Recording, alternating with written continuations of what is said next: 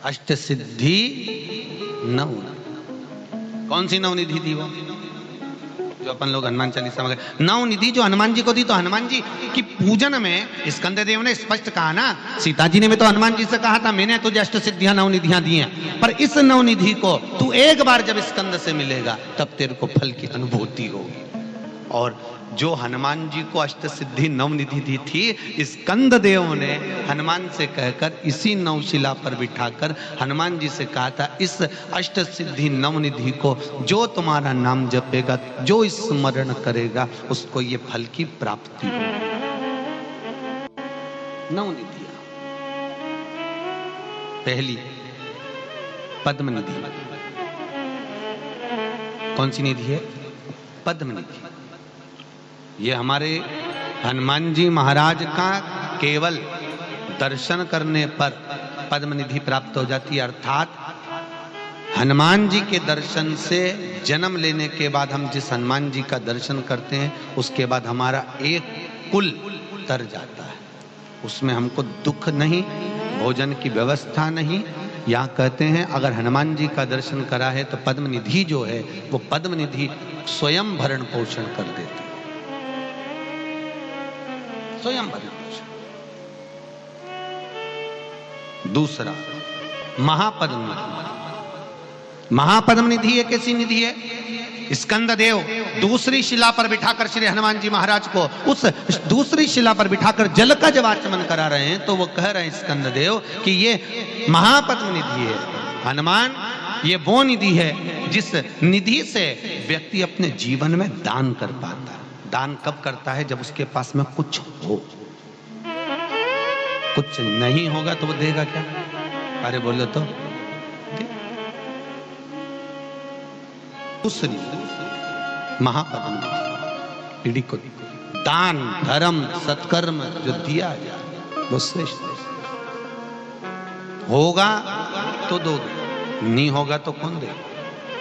महापद्म निधि ये दूसरे नंबर की निधि है। हनुमान तेरे दर्शन से महापद्म निधि प्राप्त हो। तीसरी निधि नील निधि। कौन सी निधि है? नील निधि। हनुमान जो तेरा दर्शन करेगा, इस रामेश्वर सेतु पर जो आएगा और इस 9 शिलाओं के दर्शन के रूप में मान लो हनुमान का भी दर्शन कर लेता है, तो उसकी 7 पीढ़ी में अगर कोई दान भी नहीं करे तो भी उसको लाभ मिलता ही रहता है। नील निधि तीसरे नंबर। 9 निधि में चौथी निधि है महाराज मुकुंद निधि। कौन सी निधि है? मुकुंद। 5 भाइयों का परिवार है, 4 भाइयों का परिवार है, याद रखना। 5 भाइयों का परिवार, 4 भाइयों का परिवार। माँ बाप को यह नहीं मालूम रहता कि मेरा बेटा कौन सा पूरे घर का संचालन करेगा। किसी माँ बाप को मालूम है कि बड़ा बेटा चलाएगा कि छोटा चलाएगा कि मंजिला चलाएगा कि संजिला चलाएगा? किसी को नहीं मालूम। पर जिसके भाग्य में मुकुंद निधि लिखी होती है, घर को वही लेकर चलता है। कौन सी निधि? जम के बोलिए।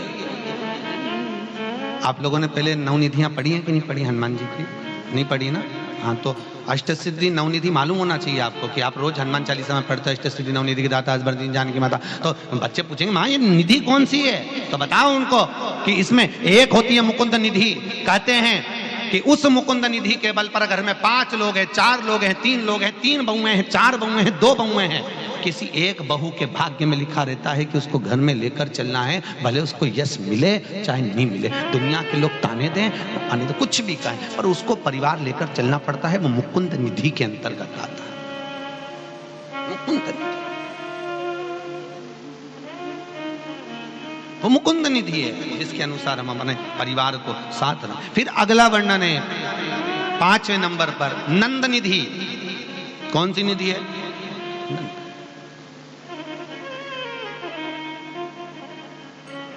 हनुमान जी की ये 5वें नंबर की जो निधि का दर्शन कराया, नंद निधि कहते हैं, मान लो कोई व्यक्ति बहुत बीमार पड़ा रहता हो, बहुत तकलीफ भोग रहा हो, कष्ट बहुत हो शरीर में, रोग मिट नहीं रहा हो, तो स्कंद पुराण की 9 निधियों में जो वर्णन करा है नंद निधि का। हनुमान जी के गले में उस व्यक्ति के हाथ से बेलपत्र में गांठ लगवाकर 41 बेलपत्र प्रदोष के दिन, कौन से दिन? प्रदोष के दिन अगर हनुमान जी को समर्पित कर दी जाए, केवल 2 या 3 बार नंद निधि का स्मरण कर कर समर्पित करी जाए, वो व्यक्ति का रोग धीरे धीरे मिट जाता है, स्वस्थ हो जाता है।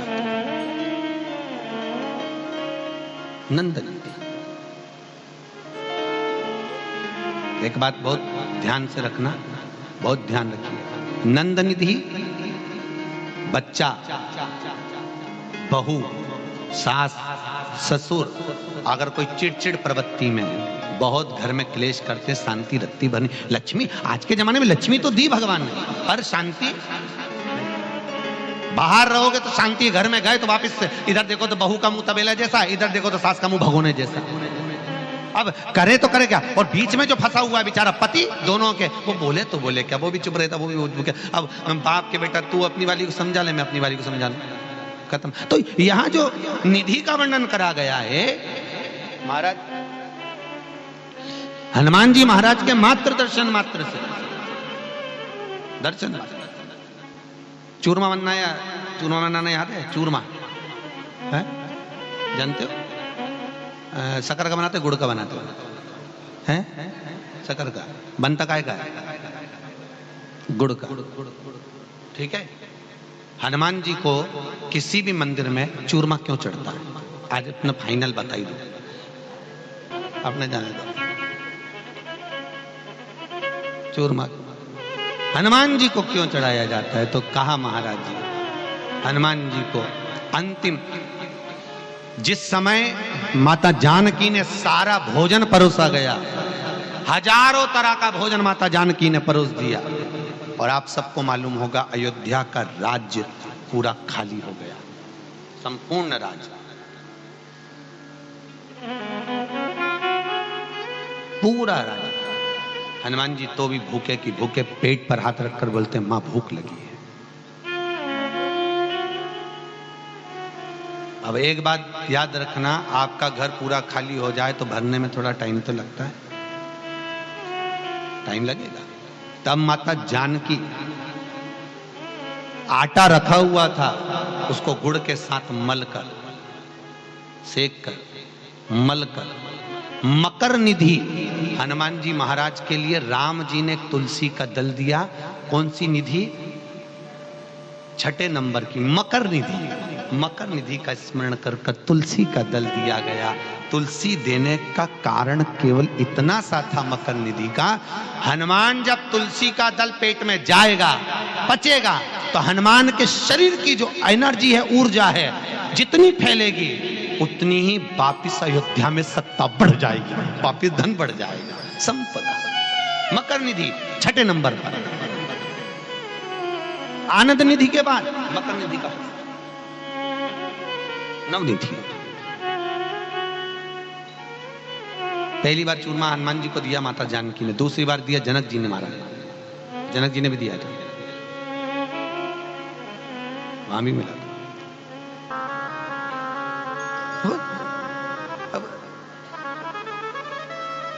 अब नहीं समझे तो समझ होता है ना, कई बार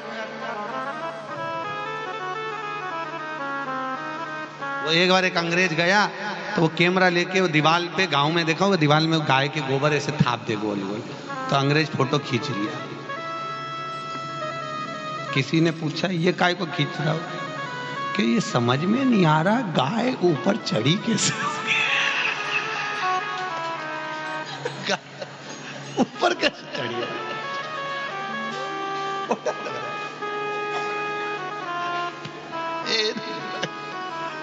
गाय चढ़ी थी।